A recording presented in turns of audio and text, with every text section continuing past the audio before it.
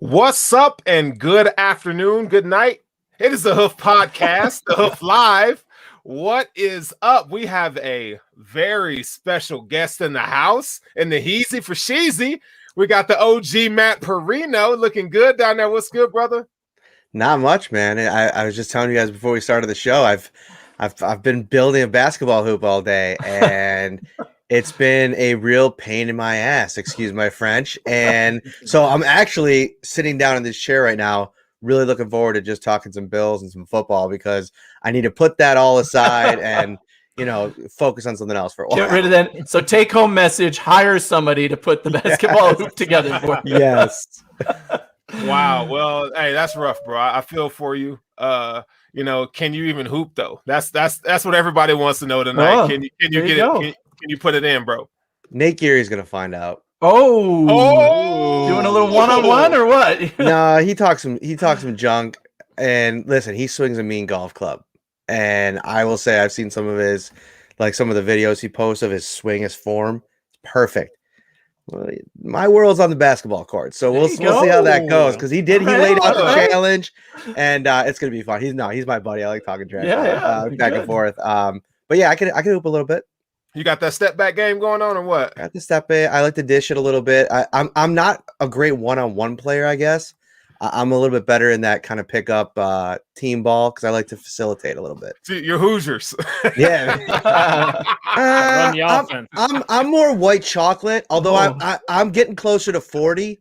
So I don't know but the moves are like they were in the 20s. But I can handle the rock a little bit. It's not Hoosiers. Look at Randy Hartman's calling you out here. I don't know, man. Okay, Randy. Have another beverage, Randy. That's hilarious. Hey, long shorts or short shorts? What are you working with, bro? What you got? The disrespect. I don't ever put short shorts, okay? Listen. John Stockton even thought what he did back in the day was a bad idea. Nobody should be wearing short shorts. Sterling rocks the short shorts on the court. Yeah. If it helps the game, it helps the game. I'm sexual chocolate, bro. Distraction all day. Y'all can't get away with that. Y'all too pasty for all that. But I'm sexual chocolate, baby. I'll just keep shooting threes. Right? Hey, Eric knows I kill Eric on the court. He knows what's up. He don't want no smoke. We had a couple battles, but they weren't battles, but man, they were battles. Let me tell you, I'm a super competitive guy. There's not much that I won't take up a challenge to, but if somebody's like, "Oh, let's go play some pickup," I will literally tell you I'm the last guy you want. I can pass you the ball, but I'm going to get called fouls, and I can't make a shot to save my life. So basketball, I'll get on the football field in a minute if somebody's like, "Oh, we're going to play football." All right. I'm not a huge guy, but I'll go play some football. I'll go do this. Baseball, everything. But basketball is nope, can't do it. Self-awareness is important. You know who you are. You stay in your lane. I respect it. Well, hey, Matt, it's really good to have you. We appreciate all your work, and you're one of those guys we look forward to hear from, and you're, what you and Ryan do, man, you guys are freaking awesome. So yeah, Ryan was on the show with us during the season, which was great. I think Sterling was off for that show, but Eric and I got to record with him, which was awesome. One of these days we got to get both of you on, because you guys are quite the dynamic duo. You make a great team, kind of like the three of us. We're different personalities, different approaches. Love your guys' show and everything. Always listen to it every week. And one of the unique things about this past season was the fact that all your instead of being in the locker room, everything was done over Zoom. Mm-hmm. But I feel like that gave the fans a unique perspective to get to know the guys asking the questions, like you in the locker room, right? We actually got to see your face on the Zoom and hear the questions you ask. And, you got more involved with things like this. And I thought that was a great takeaway from this season. That's a great point. And forever, you guys know, you couldn't hear the questions on the when they did it live. So I think just having that interactivity between the media and the players was really good. Ryan, he couldn't make it tonight. He's on vacation. He actually stopped out today. He was in Buffalo for a day, had some Bar Bill wings. I got him some tacos from Taqueria Los Mayos today. Stopped over the house for a little bit. And he's doing great, but he's busy. He's on vacation. Let the man get a couple weeks. That's all right. I'm gonna hit him up. Say you're gonna come on the show next week. Get Ryan in here too. He's done on vacation. All right, man. Eric, I haven't heard much from you, bro. Are you okay down there, man? I'm good, man. There's All only right. one mic, right? You don't want to talk over. I know Anthony takes up for I'll talk all day. Yeah. Hey, well, this is the Cover One Network. You guys know what we do, man. We got a jam-packed show for you guys tonight. We're going to talk about some running back rankings, some edge rankings, and just overall draft perspective is what we're kind of dig into tonight. So we got our guy Matt Parrino in here joining us. So we're going to kick this thing off. We're not usually we have a format. We kind of go around the league and some different topics and so forth. But because we're so focused on the draft and free agency, we're just going to tiptoe around pressing issues. So news related topics. Sam Darnold traded to Carolina for a 21 6th round and a 2nd and a 4th and 22. And then we'll talk about Schefter says Adam Jones going to San Francisco at 3 overall. That just came out today. But Sam Darnold, let's talk about Sam Darnold. We all kind of knew the Jets were kind of move on from Sam Darnold. I think, they could have had Jesus himself at quarterback and they still would have sucked ass. But so what do you got, Matt? How when you first saw this come across the ticker, how did it impact you? What was your initial thoughts? Well, first off, I'm kind of happy for Sam. That's one of the big things that I think's come out of this is that being able to cover the Bills and the fact that they play the Jets twice a year, Josh and Sam are pretty close. So that dynamic has always kind of been, front and center for me. He's like a really good dude. I mean, by all, the things that the Jets said about him, Joe Douglas, after they traded him, I mean, they're still rooting for the guy. I just think he basically found himself in an awful situation. Now, was the football great? No. And I think that Sam would be the first one to tell you that a lot of work has to be done in this 2-year window. Because you figure they traded for him, they gave up assets. They're going to give him that 2-year window. They're going to pick up the 5th-year option and try to build around him. But the first thing I thought too was, and I tweeted it, man, he walks into the best situation he's had in the NFL. I mean, go back to his rookie year. I mean, Robbie Anderson, it's going to be cool to link back up with him, but he's never had a single player as talented as DJ Moore. And the potential that they now have in the draft, they got to build up that offensive line, and we'll see what they can do with that, and maybe they can address it in the draft. But they have the option to maybe get him another top tier weapon, depending on who's there at number 8. I mean, a Jalen Waddle thrown into the mix there. I mean, that's starting to look like a scary type of offense if he can figure things out. So better situation. I'm thrilled for Sam, and also I've noticed a lot of Bills fans over the years here kind of root for Sam in a kind of a weird way. There was that dynamic at first where it was Josh Allen versus Sam Darnold, but it almost became so pathetic in New York that I think a lot of people started rooting for him. So now he's out of the conference. And I think that because of his connection to Josh Allen, I think a lot of Bills fans will start to root for him as well. Absolutely. And we didn't even mention Christian McCaffrey in that. Right, right. And when he's healthy, I mean, he's probably, if not the best back in the league, he's at least second in the league. So, yeah, I mean, that's another pass catching option out of the backfield. I mean, and they got a young budding defense. I mean, Sam Darnold, I would love to see him blossom into what we all thought he could be. It'll be really cool, man. And it's sad that the Jets they kind of wasted him. In Carolina, I mean, in New York with no offensive line. I mean, it's just bad coaching and so forth. So we'll see what he could do. Eric, what are your thoughts on that, man? Yeah, I think Matt, hit the nail on the head with Sam. But let's talk about the Carolina Panthers and taking advantage of a bad situation. You're a little bit too far back in the draft to move up and get a guy. You're going to spend a lot of draft capital.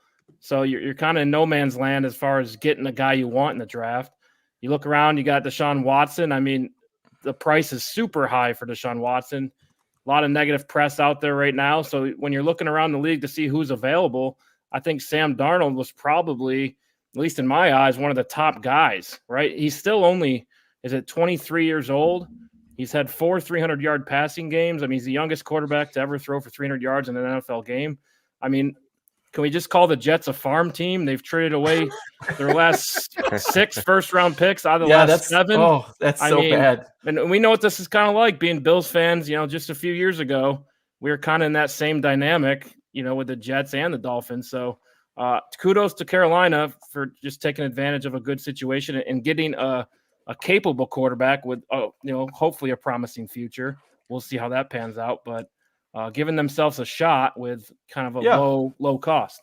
Yeah, I think there was a lot of chatter around this when it first came out. Everybody either went one extreme and said, "Oh, the Jets got hosed because they didn't get a first-round pick for a quarterback," or the other extreme and said Carolina gave up too much, or is Carolina's not getting what they should. They traded for Sam Darnold. That's a bad move. I think this is a win-win. This is a win-win for both teams. The Jets were moving on. They knew it was time to move on. This regime did not draft Sam Darnold. They needed, it was time. You're drafting third or second overall. You have the pick of the litter. You're not going to be in this position again, hopefully, as an organization. Bills fans hope they are, but they hope they're not. So, they're going quarterback there, especially in this quarterback deep class. It was time to move on from Sam Darnold, and he got a better situation in Carolina. I'm excited to see what he can do in Carolina now, because I really think, as Matt said, there's a lot of weapons on that team that Sam Darnold has never had. The coaches on that team who can actually develop a quarterback and get the most out of him. And they do pick up his fifth-year option, so they have him for 2 years, cheaper than you will when you have to sign a quarterback. So, Carolina gets off pretty well. They only gave up 1 pick this year, 2 next year. But again, you're hoping, if you're Carolina, that you're going to be in a much better position next year. And if you're Carolina, you need to start competing now, because that division isn't getting any easier. Yeah. The Saints might have taken a step back, but the Bucs are the defending Super Bowl champions and are bringing everybody back. So, yeah, I think it's a win-win in both cases. Even if Sam Darnold goes on to the Hall of Fame, the Jets aren't going to regret this trade. They're getting their guy. It was time to move on. It is what it is. They got something out of it. They got what they could. They took the offer on the table. They like Sam Darnold. They gave him a good situation too. I think this is a win-win for everybody. So, and it's a win for the Bills because it means we're definitely facing a rookie quarterback next year. So, I also think the Jets, this whole last 3 years with the Jets and the Adam Gase saga should be a lesson for the league. I think that owners around the league and general managers to a lesser extent have to really be able to self-scout, self-evaluate when things aren't going well and there's no trajectory for success. You need to cut the cord sooner. I mean, Adam Gase should have been fired after that first year. I never thought he should have been hired. I mean, without a doubt. But then you get into that first year and you could tell it's just nobody likes him. I can't imagine what the vibe was in that building, the things that have been said about him and what was going on there after the fact. So I think around the league, you have to really understand, of course, you're looking around and what's the model that's successful in this league? Find a young quarterback, win while he's on the rookie contract. You're seeing some teams that have taken that lesson from the Chiefs and now from the Bills, as crazy as that is to sound. And Justin Herbert now is coming on, and whoever ends up being the big quarterback that hits this year, I know a lot of people think it's going to be Trevor Lawrence. We can talk about that at some point too. Man, I love what I'm hearing about Trey Lance on the low.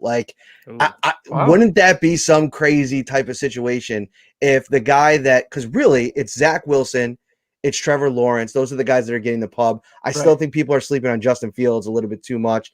I don't know what to think about Mac Jones. I'm hearing way too much stuff all over the place. But Trey Lance is our next topic. Yeah, it's exciting. So I think learn from the Jets. Don't be like the Jets. Yeah. Right. And the model for that is the Arizona Cardinals, right? Kept Josh Rosen for a year, got rid of him when they knew they didn't have anything, fired the coach with him, and they were better off that very next year. Right. Great point. Great example. Quick rebound there. So speaking of pick number 3 in the San Francisco 49ers, it came out today that Adam Schefter, this is what he said. He says, Schefter says Jones going to San Francisco at 3. And I'm thinking, whoa, Justin Fields, is he not? Yes. I mean, what's going on here? I just don't but it's been rumored that Shanahan loves Mac Jones. Mac Jones. This to me is all smoke and mirrors. This is crazy. Look, I am not an NFL scout by any means. I don't know the ins and outs of the quarterback position and what to look for. Mac Jones is not as good. He's the 5th best quarterback in this draft. Mm-hmm. I mean, he's good. I think he will translate. But to me, in this draft, he's the quarterback where you know exactly what he is and what he's going to be, which to me isn't anything exciting. He's good. He can carry a team. He could be decent, but he's not. He doesn't have nearly the ceiling that the other 4 guys in this draft have. Not even close for me. And this reminds me a lot of last draft when a bunch of people said that Miami was souring on Tua, and all of a sudden, the week before the draft or 2 weeks before the draft, everybody changed their mocks where Tua wasn't going to the Dolphins.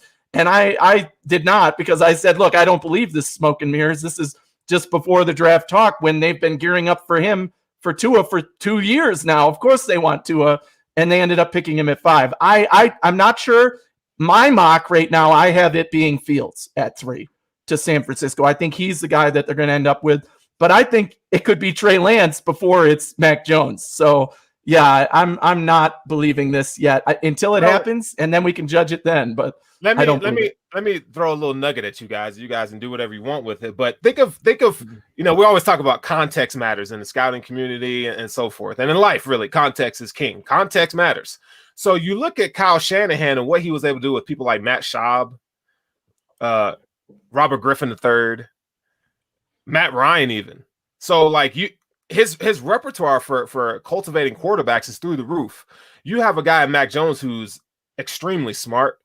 He's not the best athlete, but he can move. He could do what you need him to do. So for if there was any other team, I'd be like, I'd be kind of leery. But the fact that it's Kyle Shanahan and what his track record is with quarterbacks, I think he could take a guy like Mac Jones and turn him into something pretty good. You forgot the best example, Kirk Cousins. Look what he did in Washington with Kirk Cousins. I mean, got him paid. If you can do that with a mediocre quarterback, what can you do with a better quarterback? Doesn't Mac Jones look a lot like Kirk Cousins? Or Matt Schaub. I can see that. Yeah, and those are good examples of decent quarterbacks who never were like the guy.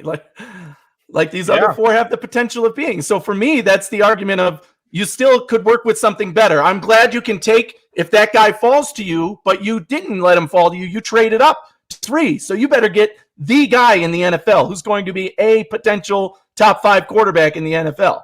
Like that's what you don't give up the farm for the 3 pick to end up getting a guy who's Matt Schaub or, any of these other guys you've listed that are mediocre quarterbacks that were good, but not good enough. If Adam Schefter says it, man, there's some validity to it. That dude, he doesn't miss. There's definitely chatter there. There's definitely chatter there. We'll see, man. We will see. But let's get into this free agency recap. I don't know about you guys, but Jamil Douglas is looking like a starter. So the Bills went and signed Jamil Douglas on Friday. If you know about Jamil Douglas, great. Most of us don't. Let's just be real. Jamil Douglas, offensive lineman, played at he was with the Titans. Really, there's not much to discuss there, guys. You want to add anything about Jamil Douglas? I just think Bean is focused on getting training camp battles, right? There's going to be a lot of depth, a lot of battles going on, maybe behind John Feliciano at guard, I think, with Bobby Hart and now Douglas. I think, you're just building for training camp, and it's good to see that early on, in my opinion, because now when the draft comes, you can truly take best available. You don't have to reach at all to fill a training camp need or somebody you want to battle in training camp late in the draft. You can truly take a luxury pick. Kind of like they did with Jake Fromm or Tyler Bass even, right? Yeah. So it's depth for sure. It gives you freedom, in my opinion. Yeah. I mean, I think Brandon Beane's MO is, he wants to fill every potential hole before the draft so he could do BPA.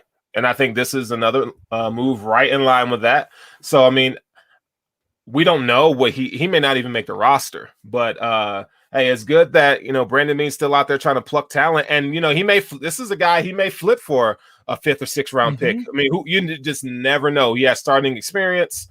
PFF, he doesn't grade well on PFF, which I do like that metric to grade offensive linemen. But, hey, you never know. We'll see what happens. So, Matt, you got anything to add on that? One thing I think that's really important to do, like if you're trying to maybe follow the breadcrumbs a little bit, is see the reaction and follow the stories as the year goes on. So one thing that you can kind of make a connection with what they do on the offensive line is they really tap into their staff. And I think even probably their players when it comes to bringing in depth guys or taking swings on guys. And they've had some real success.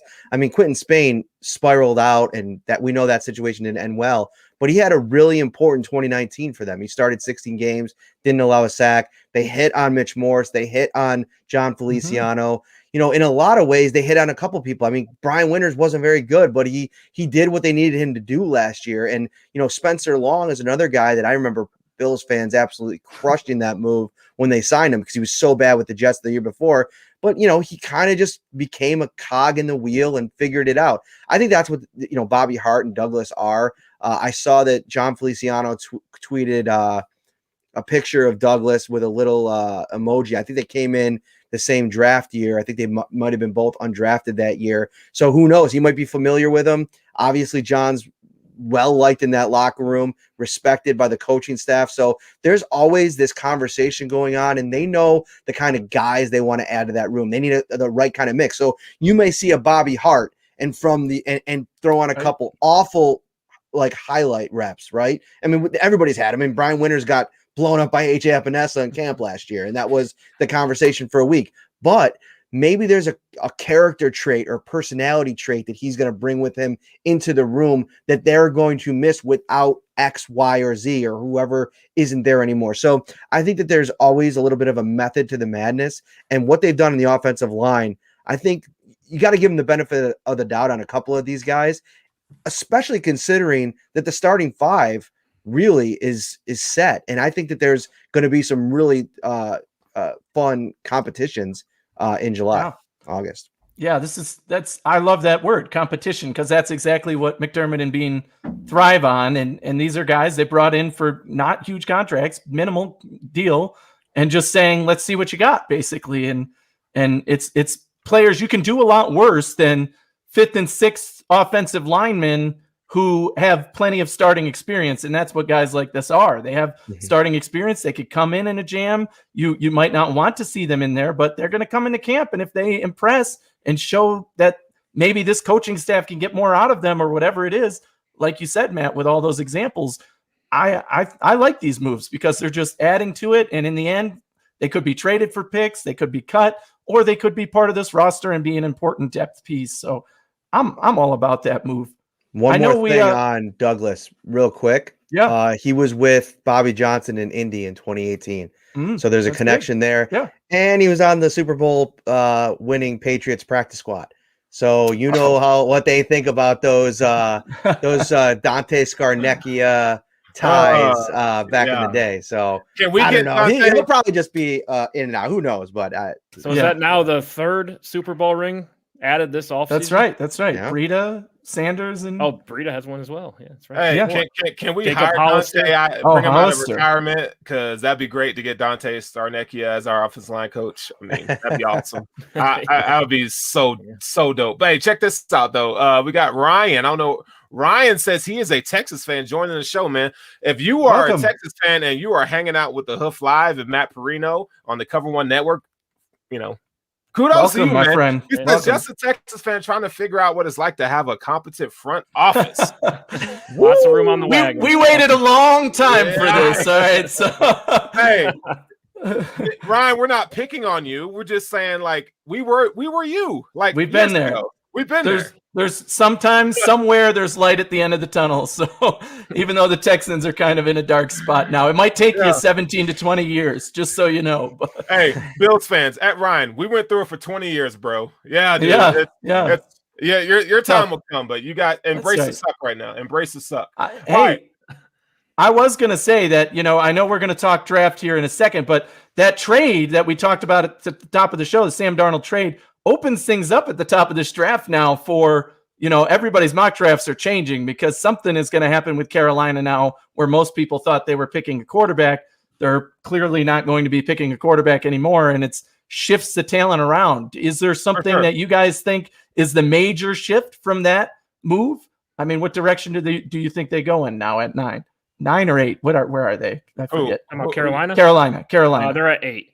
They got to go offensive line and wide receiver. I mean, they could also go, linebacker. I think would be good for them. Brian Burns. I think defense. Add a middle linebacker to that defense. There's a need there. But yeah, I think when you bring in Sam Darnold, you want him to be successful, right? Because you did give up a lot of capital. Oh yeah. So yeah, I'd say offensive line, right? You got weapons. That's probably top. That's probably you the can top. even get a guy like Jalen Waddle on that team. Because what I think is going to happen, those quarterbacks are going to be gone before Carolina even picks now. I think the biggest shift is whoever's going to come up now has to jump there or above. I mean, Carolina, I guess, could trade down at that point. Cornerback is a need for them as well. Yeah. There's a lot that could happen now at the top of this draft that's going to shift everything. Right. I mean, the Bills are down at 30, so the talent might all still be gone by then, but it still shifts the way things work. We want as many quarterbacks to go ahead as can happen, and I think all five are going to be gone. I'm really starting to believe there's going to be 5 quarterbacks taken in the top 15, right? They say that every single year, and some years it doesn't pan out, and I thought maybe this was one of those years where a couple guys would fall just because of COVID and the limited film out there. Right. But, I mean, the first 3 are looking like quarterbacks, so – very easy to think top 15 will be 5 quarterbacks. Let's get ready to argue, shall we? Yeah, we brought Matt Parrino here for a reason. Yeah. All right. And I don't necessarily know where Matt Parrino stands. I do. He's on my side. Let's put it that way. All right. So more so than your side, anyway. So this is what we'll do. We'll talk about the top running backs in this draft. Top 5. I mean, you don't have to go. I don't want you guys to go into a length or detail about each prospect, but you can kind of hit on, some stuff, and we can kind of debate, maybe who running back 1 is, who's the best fit for the Bills. Can the Bills take a running back at 30? That's been kind of the hot button topic, and it's kind of been one of those things like politics. I mean, it has kind of divided Bills Mafia. You have your I want a running back round 1, and on the other side, you're stupid. That'll never happen. Bean wants, offensive line because that's the biggest need that we have. So y'all know where I stand. Okay. I am okay with taking a running back at 30. And if his name is Travis TTN, okay, you guys differ, and that's okay. I still love you all the same. So 3-on-1. It could be. I can hold my own, baby, all day long. I got receipts. It's not happening. So Matt, where you stand, buddy? Where are you at on this running back thing? Well, listen, traditionally speaking, I'm not a big believer in running back in round 1. I don't like the value there. I don't like, especially most of the time, you're probably in a situation where you have other needs. And I know that the mantra in front offices is best player available, but there's a reason you don't draft a quarterback if you have Patrick Mahomes or Josh Allen, because even if the best player available is a quarterback, because you don't need that position. So of course you're going to operate like that, but you have 3 intriguing running backs on the roster right now. Okay. And wherever you fall on Devin Singletary, Zach Moss, or Matt Breida is neither here nor there. I don't think we've seen enough from anyone in that trio to sit here and give me a definitive case that one of them or the committee can't be the answer. Listen, let me see if I have this up for you. I want to bring this up because it's important. So in 2019, Kansas City went to the Super Bowl, right? I'm writing about this for next week. And they ranked 23rd in the NFL in rushing the year they went to the Super Bowl in the regular season. 1,569 rushing yards. 1,569, 23rd in the league. 111 carries for Damian Williams, 101 carries for LaShawn McCoy. Wow, yeah, baby. Under 1,000 yards, okay? It's almost identical to what the Bills did last year. Their rushing attack wasn't very impressive. They ranked 20th. They had Josh Allen, who was a big chunk of that, of course, no doubt about it. But when you have the kind of scary passing attack that the Bills have, the running game should be an afterthought. Like, I'll never forget it when we were going into the bye week and everybody was writing that story about, Sean McDermott's going to go back to this drawing board, and he said that they're going to look at everything on the tape and figure out what's going on with the running game. And I kind of sat back and said, don't spend too much time, because I'll tell you right now, what we've seen over the first 9 games with this passing game is where you want to be, where you want to live. Now you go to the AFC title game. They didn't get the job done. The passing game wasn't effective enough to be ready to go blow for blow with Mahomes and that Kansas City offense. So you got to fix that. But I don't think fixing that necessarily is a running back. Now, and I don't want to take up too much of this. I got a lot of thoughts on this, and I'm throwing them out there. Travis Etienne, if he can be that home run hitter, right? That guy that can come in here He's obviously made unbelievable strides in the passing game, was a big part of the passing game with Clemson from everything I've read. I'm not a huge college football guy, but that's a piece that, you go to the playoffs and Devin Singletary drops that pass, the screen pass. That's a killer. You need somebody that you could trust in the passing game. But I still think that what are you going to add in terms of an offensive weapon that's going to be an immediate, game changer? Can you do that as opposed to maybe finding that game changer on the other side of the ball, like a Jeremiah Owusu-Koramoah, who, if you think that that's a game changer in the middle of your defense that can help you deal with the speed and talent in Kansas City, I'm for trading up. Here's 3 of my picks in this 2020 draft. I'm in a 2021 draft. I'm in a Super Bowl window. It might not be Jor. It might be somebody else. But take all my picks. Let me get that one guy that I think is a difference maker this year, or as close to it as you can find. If that's Travis Etienne, I'm not a college scout, so I can't tell you that. But I'm down for whatever that is, because that's how good this roster is right now. So I think there's something to be said about taking an impact player, right? I don't think you're wrong in that regard. I think here's what I've been doing a lot of thinking about this. I think we have to, even though Travis Etienne is a running back, I think you have to look at him more like a weapon. He is a guy that, catches the ball out of the backfield, can run routes like a receiver. And you have to use the context, and you can smirk all day, Anthony, but you have to look at it as what does he do that will take this offense to the next level? We could say, well, it's running back at 30, but guys, this is pick 30. Then take a wide receiver. Then take a wide receiver, a real difference maker who really catches the ball. There are more wide receivers to take at that position than Travis Etienne. If that's your defense, you just made the case for one of the top 7 wide receivers that's predicted to go in round 1. Darius Toney. And I would be fine with it. There you go. Yes. I would take one of those guys. Way before I took Travis Etienne. But you can't discredit. Way before I took Travis Etienne. We're talking pick 30. It's not like we're talking about a top 10 pick or top 15 still, pick. You take the better talent. The end of round 1. And I got news for you guys. The Bills do need a home run threat in the backfield because we are extremely slow. Now, you got Matt Parrino, but he doesn't even stay healthy. You're not giving him the ball 30 times a game. Shit, I would. No, nobody's going to give those 2. I give it to him 10 times at exactly. least, man. We're a passing team. Yeah, exactly. I think he'll get about 10 touches a game, but that's max.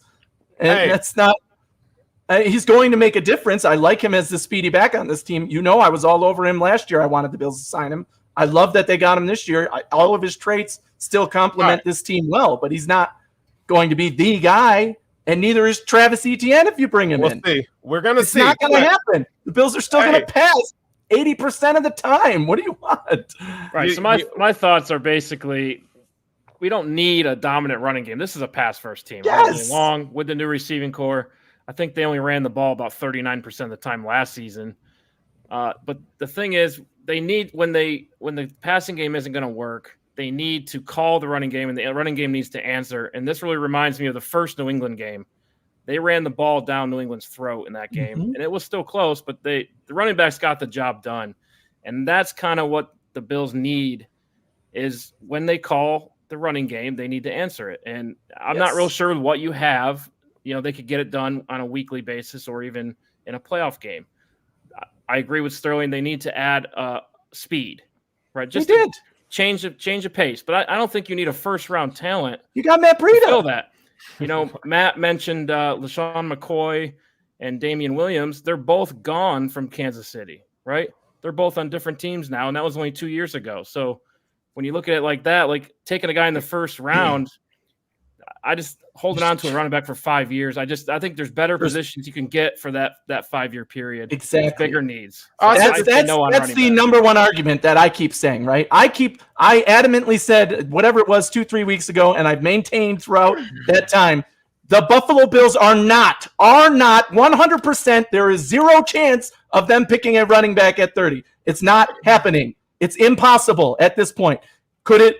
Yeah, legally, technically, yes, they could pick a running. It's not happening under any circumstances. There is way too much other valuable talent that can help this team now than a running back would do. And I don't care who's on the board or what the situation is. The Bills are not taking a running back at 30. You want Travis Etienne, pick him where he belongs in the second round. So you want Najee Harris, pick him where he belongs. Second round. Go ahead, Matt. Oh no, I'll let him keep going in a second. He'll keep going. That's so go ahead. At the end of this show, Sterling's going to edit that part out in Premiere, and he's going to save it to his desktop. Actually, no, he's going to tweet it in his drafts and get it ready for April 29th or whatever the date is. And he's sending it when they draft. So there's multiple reasons why I come to that conclusion. It's not just my opinion; it's what I believe the Bills and Sean McDermott and Brandon Beane have shown us throughout the years. There's plenty of positions where the Bills can upgrade this year. There's plenty of talent in this draft at the position where the Bills can pick. Let me ask you guys a question. But I think before you defer, I do want to say I got to give a shout out to Eric Turner, who made a freaking awesome video on the running backs and the Bills running backs specifically and how they did this year.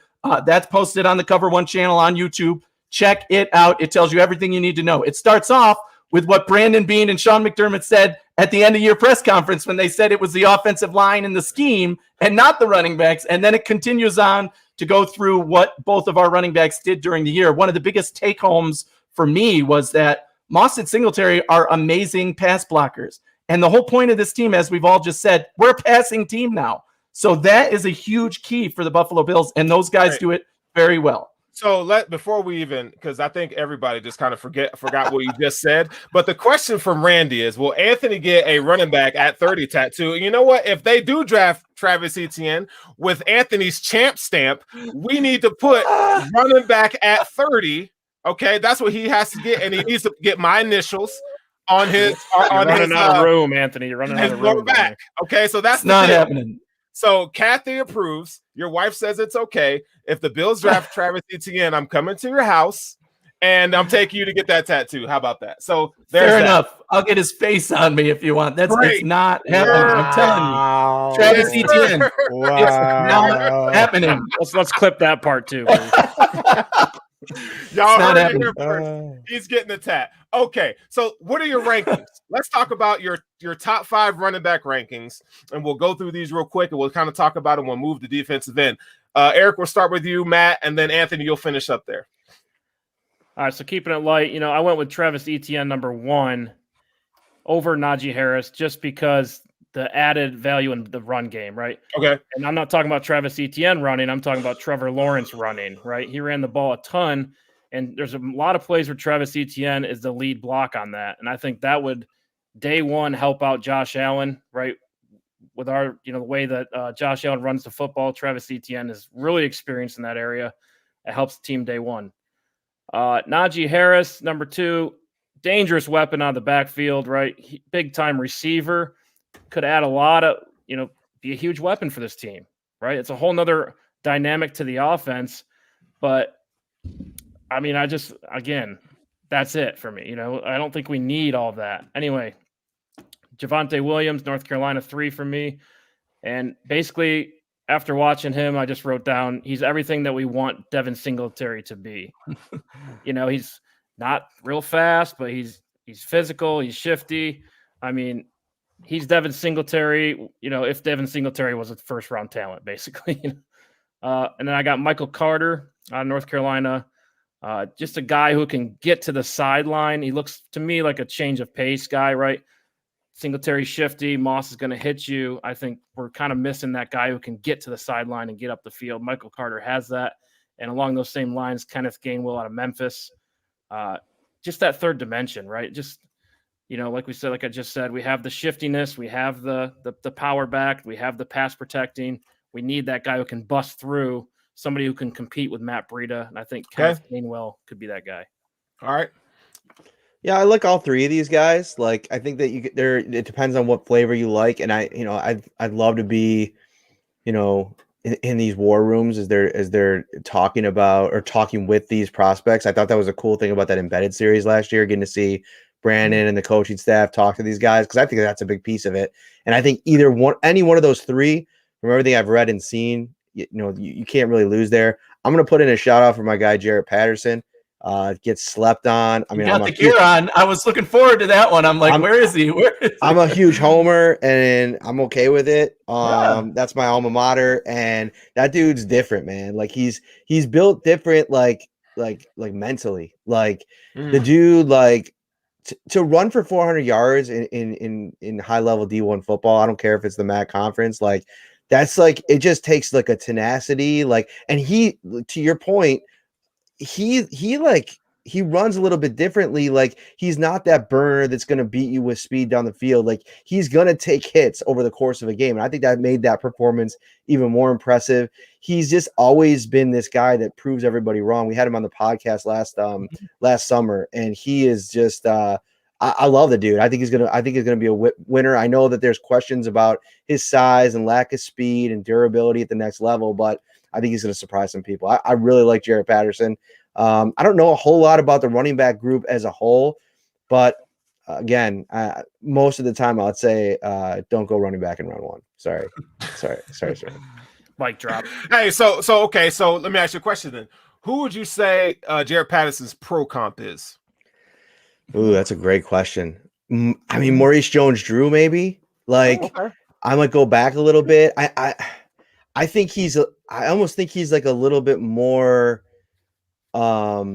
He bounces off people a little bit differently. I think Maurice, what made Jones-Drew so good is like he could do that, but he also ran through people even at his size. Like I always was impressed with his physicality. I think Jaret could do that, but he's got like surprising like bounce off ability, if you will. So yeah, that would be my comp. You know who he reminds me of? Tiki Barber. Ooh, I like that. Hey, when I watch him, I'm like, that looks like Tiki out there.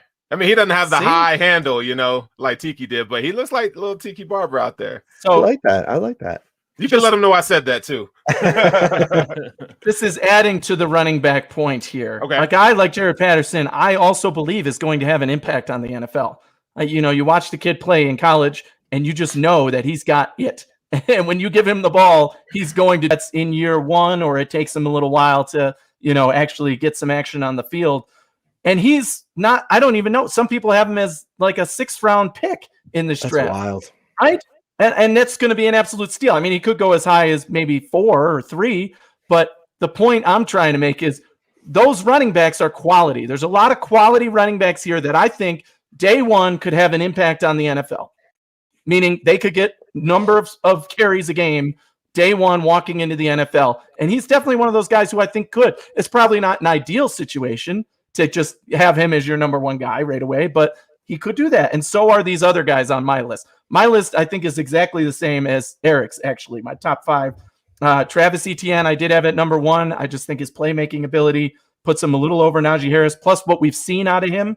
If you've watched college football at all over the last 4 years, you know who Travis Etienne is. Same with Najee Harris, I guess, but not to the extent of Travis Etienne for me.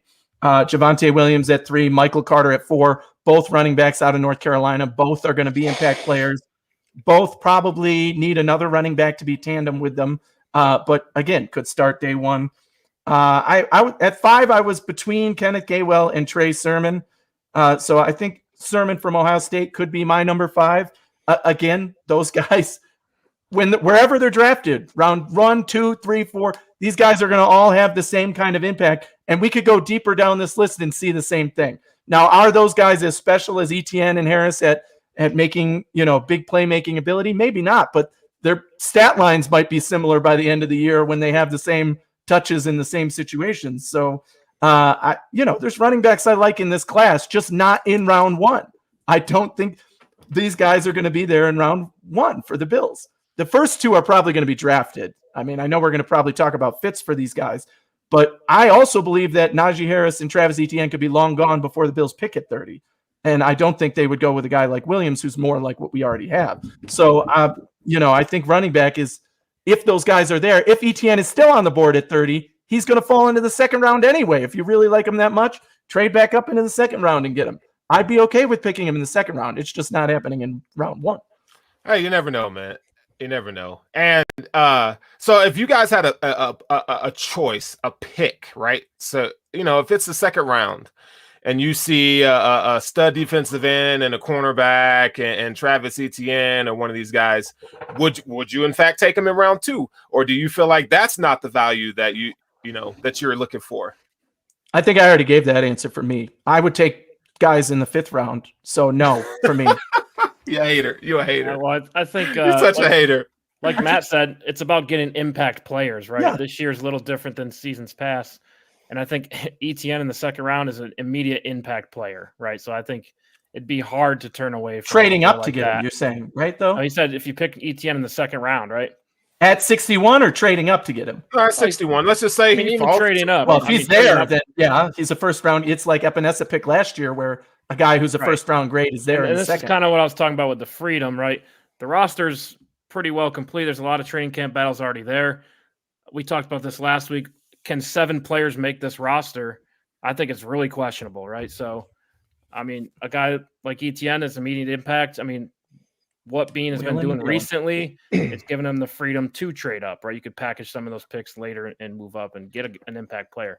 All right, so let's keep it moving here. Edge players. So I am this edge class doesn't necessarily move the needle. I think you have a lot of intriguing prospects. I think you have guys with potential, but I don't think there's a guy in this draft that is a surefire home run, gotta have it. Okay. And I know, when we look at this Bills roster, 5 sacks is all we got. And I'm not a quarterback pressures guy. That's just, look, you either get to them or you don't. Okay. Just because you're there doesn't mean, you're disrupting or impacting the play just because you got there. If that's like the case, that point. Jerry Hughes is the best pass rusher in the league at that point, right? I like that point, and I think that they should come up with a stat. Like, they have a stat for everything nowadays. They should come up with a stat with what did that pressure lead to. If it led to something, then I'm interested in those pressures. You know what I mean? Right. But like, if it's just a pressure for pressure's sake and it's a completion, like, what good was the pressure? So I like that point. There's more mobile quarterbacks in the league than there ever has been, right? Right. Starting. Yeah. So, I mean, yeah, I can see what you're saying for sure. But, there's some that really dig these quarterback pressure rates. And so like Matt, you're alluding to, like, are you getting your hand in the passing lane that results in an interception? Okay, that's great. There's so many other things where you could evaluate a quarterback pressure. And so I always tell people, and even in, during a little time at the scouting academy, they talk about, like, okay, well, what's the context of that pressure? What's the context of this stat that you're trying to cherry pick or make valid? And so when we talk about pressure rate, I look at the Bills' defensive line and all the money that they spent on defensive line last year, and we just didn't get it done. We just did not get it done. And so you go into this draft and you see some prospects that got some juice. I mean, there's some guys that you're like, damn, like, these guys are freak of nature athletes, but do they have what it takes to be a great defensive lineman, right? Because defensive end, cornerback, left tackle, quarterback those are the biggest, home run potential. You're going to spend a lot of money on those. So we look at this draft class and we're like, and then you see all these mock drafts and now Kwity Paye has fallen down. I'm like, what? No, that's my guy. He can't fall down. So it's funny you say that, because I think you're accurate in what you're saying, that there's no like supreme talented edge player in this draft. There's no JJ Watt in this draft or whatever, right? There's not a runaway player. We say that, but there's probably 7 or 8 of these guys that I've seen in mock drafts in the 1st round, which tells you that this position is such a premium in the NFL, because like you said, there's a lot of athletes. We could talk about our top 5 in a minute here, but those guys are going to be drafted in the 1st round, whether they become hit or misses. It's still worth that 1st round pick to take that risk to these teams. Yeah. So with that being said, guys, where are you? Let's see your rankings. Anthony, we'll start with you, and then Eric and Matt, if you want to jump in on that, you're more than welcome to. Who you got?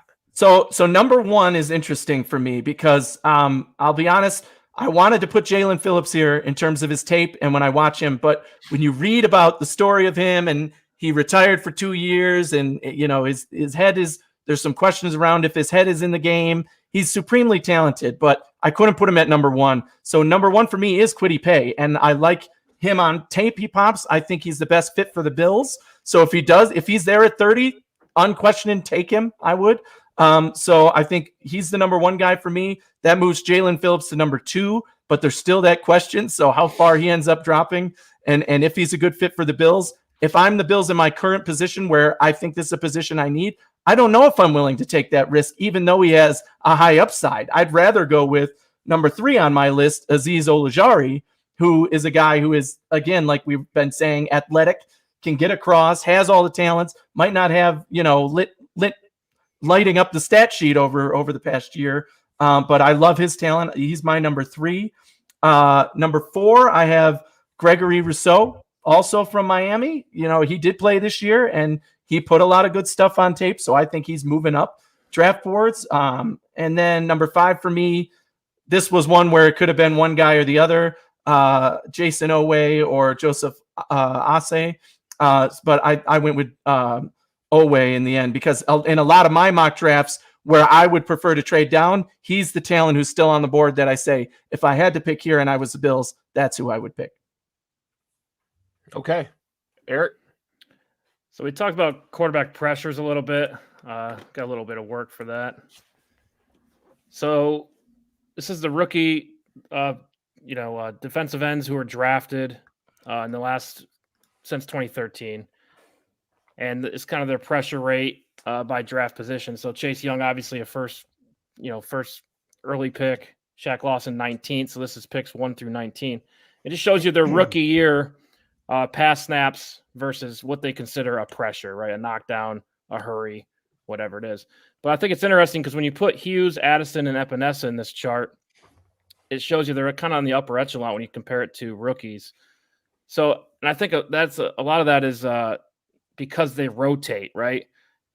Jerry Hughes, he wasn't in the game the entire time, right? They kind of keep bodies fresh, right? So I think that increases your pressures. So really, when you're looking for a edge player, this is kind of somebody you want who can fit in and get this type of production. Just to point out for people, who can't see the chart, the Bosas are just towering over everybody else.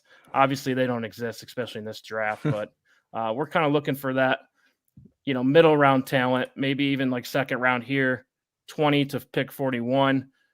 I mean, somebody in the middle range who could fit into this defense. And this brings up for me Kwity Paye, number 1, Jalen Phillips, because of what Anthony said with the history. But really, I want to talk about Rashawn Weaver a little bit in depth, because the guy has the NFL build, right?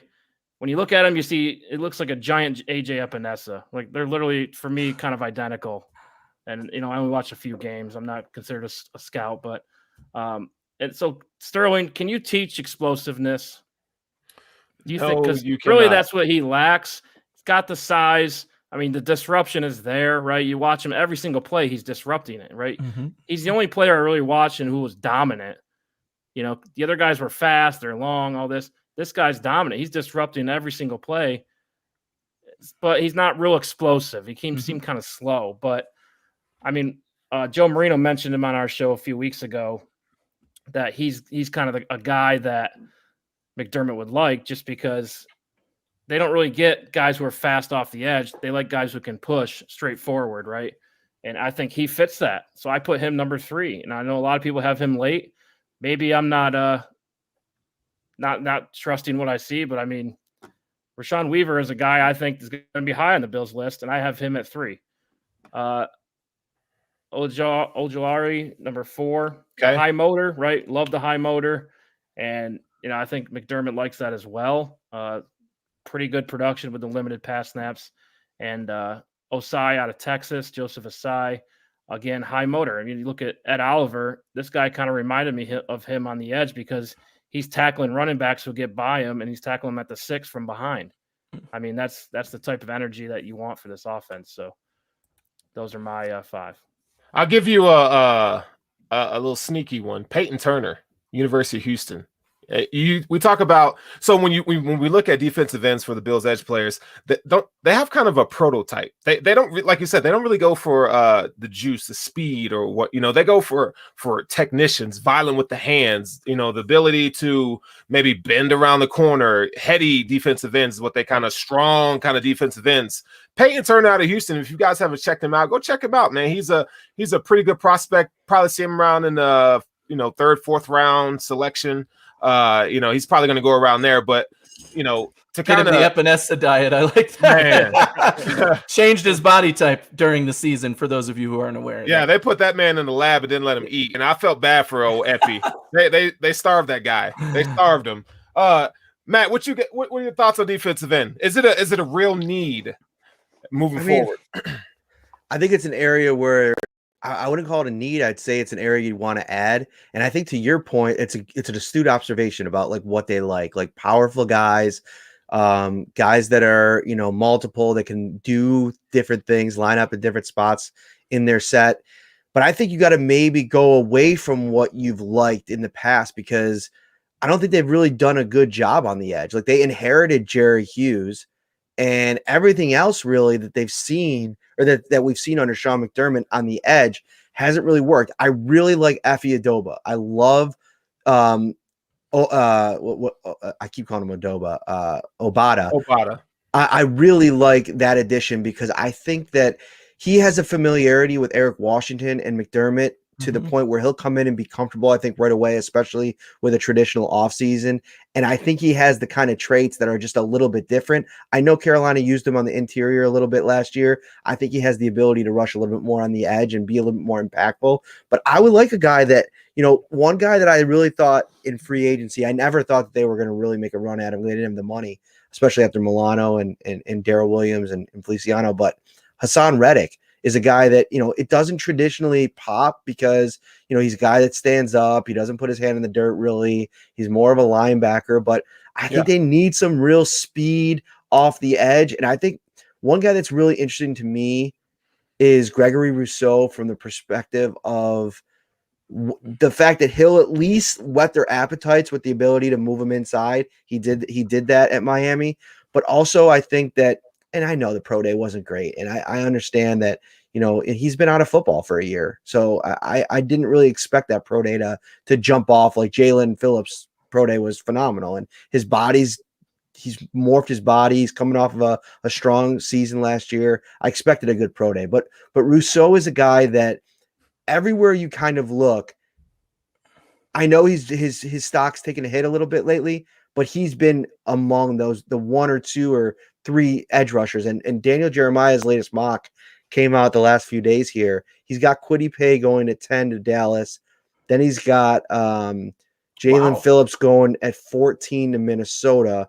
But then he's got Rousseau going at 18 to Miami. And I think most guys that I really trust, Jeremiah is a guy I really look at his, Lance Zierlein. I'll look at Kaiir and McShay as well.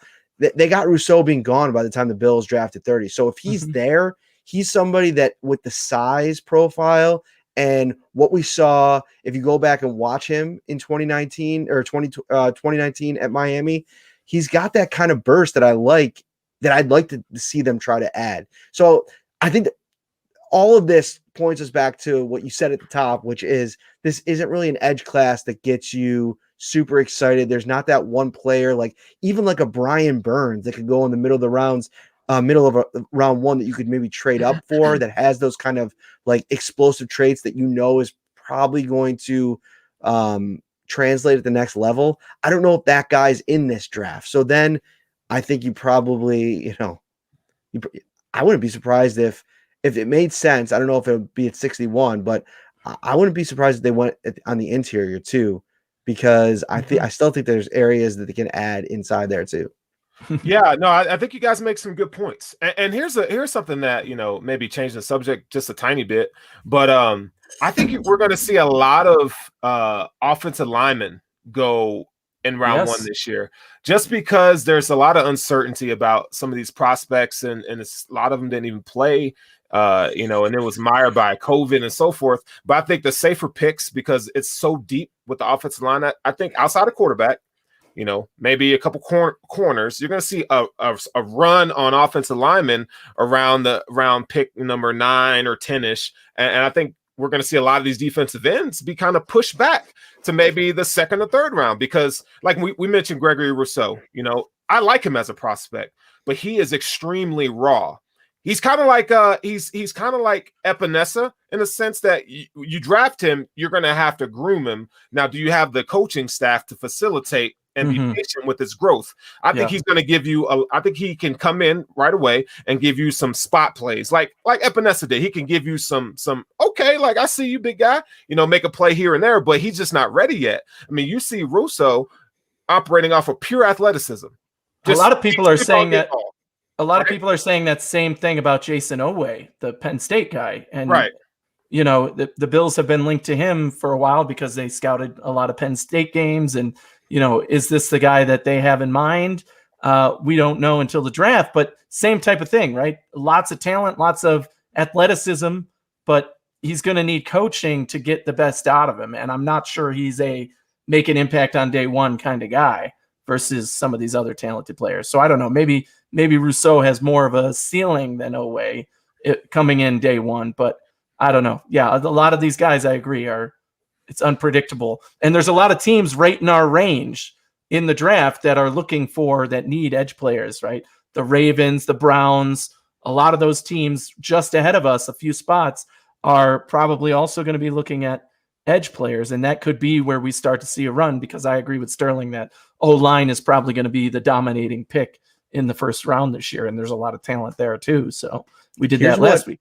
Here's what I don't think you want to happen. Like six edge rushers go ahead of the Bills pick at 30 in Jeremiah's mock, and they end up taking Jay Tryon at 30. To me, that's a massive reach, and one that that's like a best player available. Yes. Or that's not best player available. That is drafting for a need, and you're not getting value with a guy. Even if you love Jay Tryon, you move back or you look at him in the 2nd round. And I think even what Jeremiah said, and listen, I love Daniel Jeremiah. I think he does a great job. I think it's hard for some of the national guys to be plugged in on teams. Right. And he said, I could see Buffalo addressing the linebacker position, but finding another edge rusher to complement Hughes is a bigger priority. I can't see them addressing the linebacker position. On day 1 or day 2, they just signed 2 linebackers. They brought back Matt Milano. The only way they address linebacker is that hybrid spot, which I think would be a Jeremiah Wilson Cormoa, or a Hassan Nasser Eldin later in the draft, somebody like that. But I don't see them going linebacker, especially at 30. If they make linebacker at 30, I think there's going to be a lot of members of Bill's Mafia unless Micah Parsons falls. Michael Parsons. He's the only one. Even then, but it's not happening. No. Yeah, that's what I mean. It's the only one in that spot that would make you say, okay, this is literally just the most talented player on the board at this point. But right, and you got to think, if 6 edge rushers go, early in the draft, that's going to push a lot of this cornerback talent back. Because the corner class is also stacked, right? Yep. So it's a good draft for those positions, edge, corner. I think the Bills do have a need at corner as well that we haven't mentioned.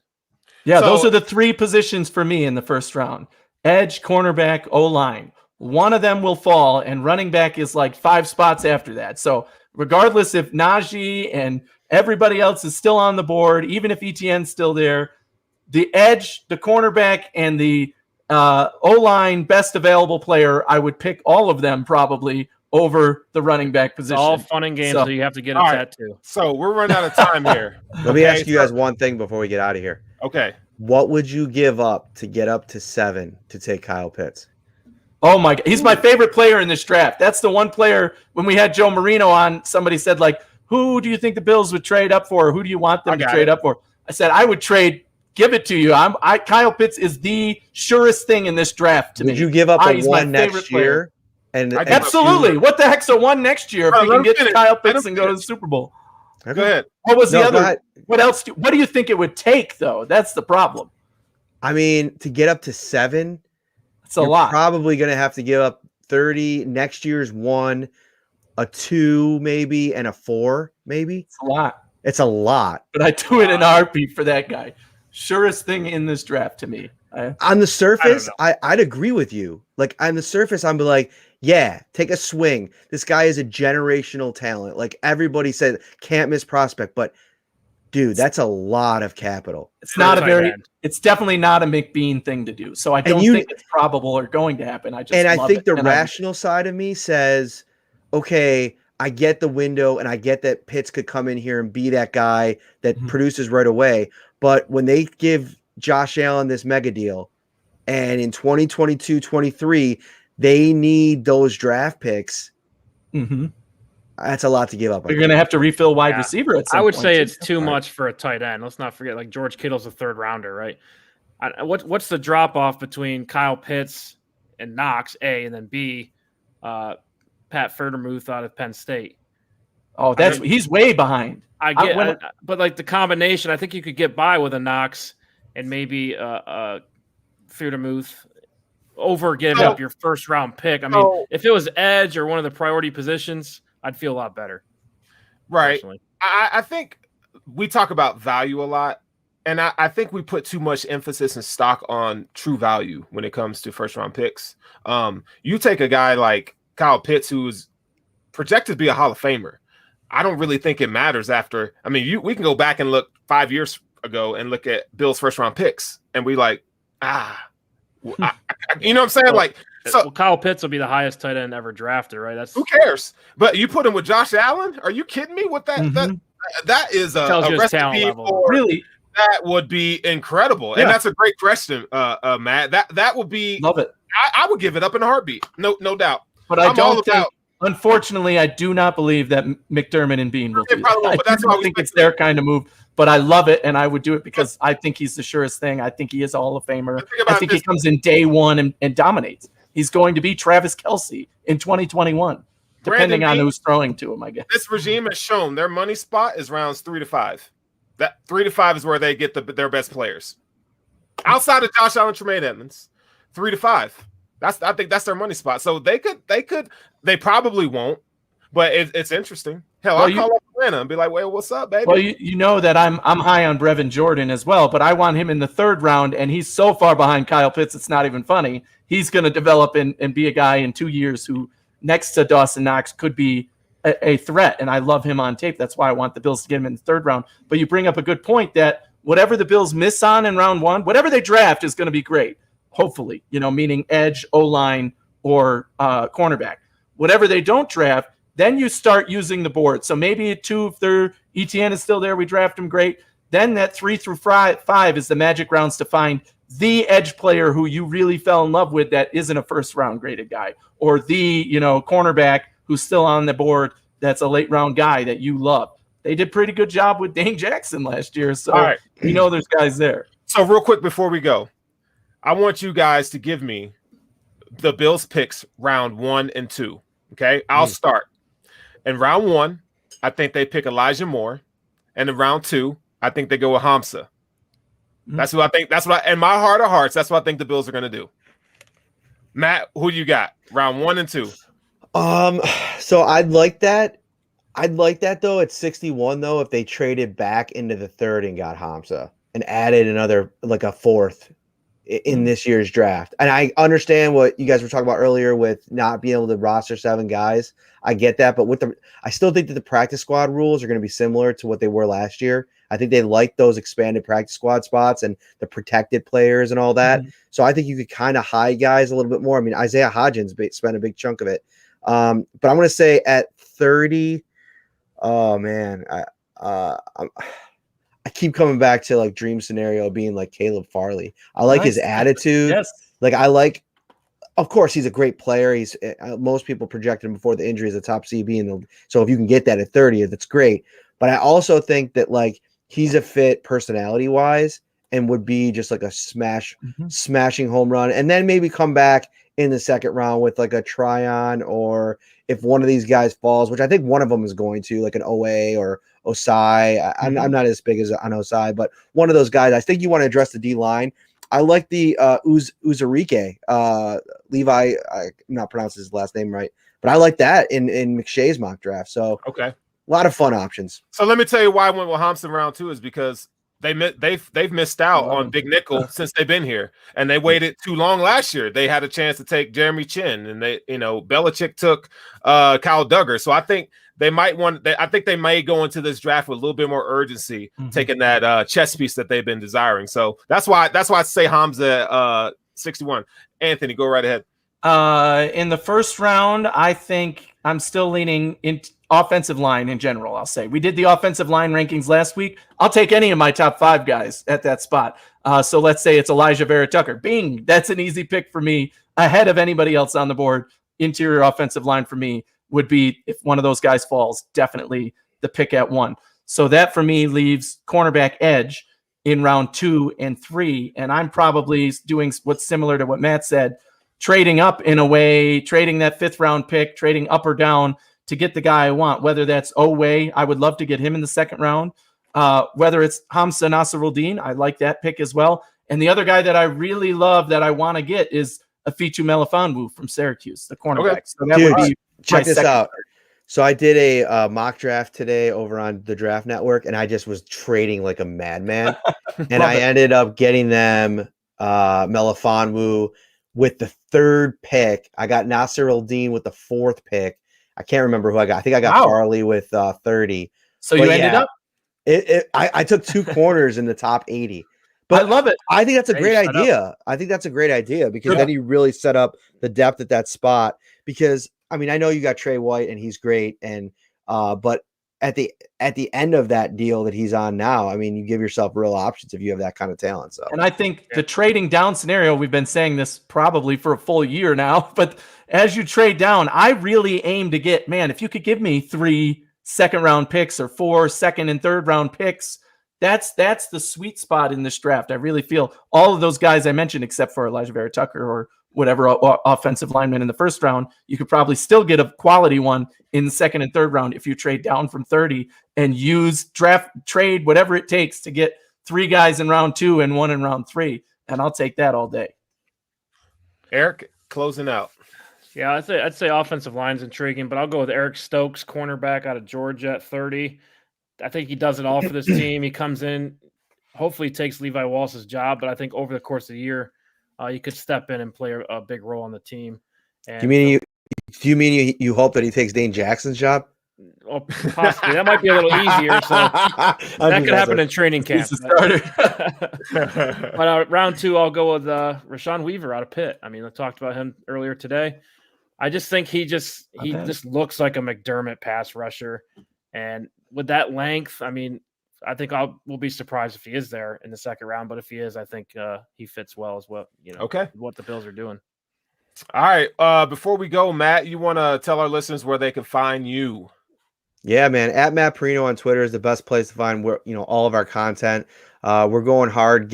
We have the Shout podcast is my baby, and we're coming up on the year anniversary, I think next week. Yep. We're going hard with the draft. We got the Draft Network's Jordan Reed on tomorrow night. We're excited about that. And then I'll be in Cleveland in a couple weeks for the draft, doing a show out there for Channel 4. Awesome. And I'm going to do a live podcast from there as well. So yeah, follow a lot of exciting stuff on the docket for April. Are you going to be able to interview guys while you're there, or is it like? So we just found out today that I think that they're reinstituting in-person interviews for the draft with the prospects. So I got to figure out if that makes sense for us. Like in a perfect world, that would be fun and cool. I'd love to do it. But because of the podcast, that makes it really difficult because we want to be able to have the freedom to do our podcast, as soon as possible after the pick, depending on what happens. If I'm in the building there, that's going to really hamstring us. So we'll see. We're going to still play all that out, but we'll be there for hopefully some pre-draft stuff. And then the show's on Wednesday. Perfect. That's awesome, man. Well, we're going to be watching you. So we're sending good vibes your way, man. We're all subscribers here. That's for sure. You got to subscribe to the show. Yes, please follow Matt's work, man. He does a damn good job, man. We appreciate you. We love you. Thanks for being on the show. And for those of you who are watching out there, make sure you like, follow, and subscribe to the Hoof Podcast, the Hoof Live, and the Cover One Network, man. We are here. We got it locked in for the rest of the year, but for this draft season, you know where to come find us, baby. We try to give it to you straight and lots of analysis. Be sure to go check out our guy Eric Turner's video on the running backs. You can find that on YouTube. But we have lots of content being dropped weekly, and we appreciate all the support. And we out of here tonight. Peace. Go Bills.